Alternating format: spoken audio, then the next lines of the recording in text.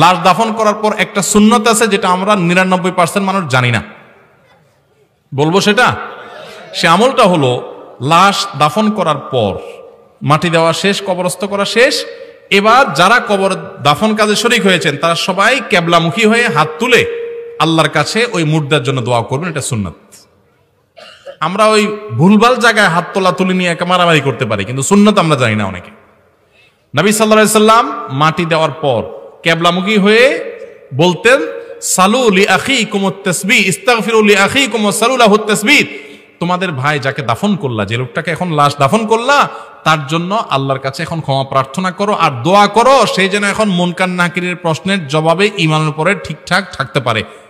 এই জন্য দোয়া করতে হয়, আল্লাহ আমার এই লোকটা যে মারা গেল, যারা দাফন করলাম, ভাই বোন যিনি হন, আল্লাহ এই লোকটা, যে কোনো মুসলিম নারী পুরুষ, আল্লাহ এই লোকটা দুনিয়াতে যেরকম ইমানদার ছিল এখনো যেন প্রশ্নের উত্তরে ইমানের উপরে টিকে থাকতে পারেন, তার ইন্টারভিউ যেন ভালো হয়, সেজন্য ইমানদার থাকতে পারে, আপনি তাকে মাফ করে দেন। এই দোয়া কেবলামুখী হয়ে যার যার মতো ইন্ডিভিজুয়াল ব্যক্তিগতভাবে দোয়া করা সুন্নাত।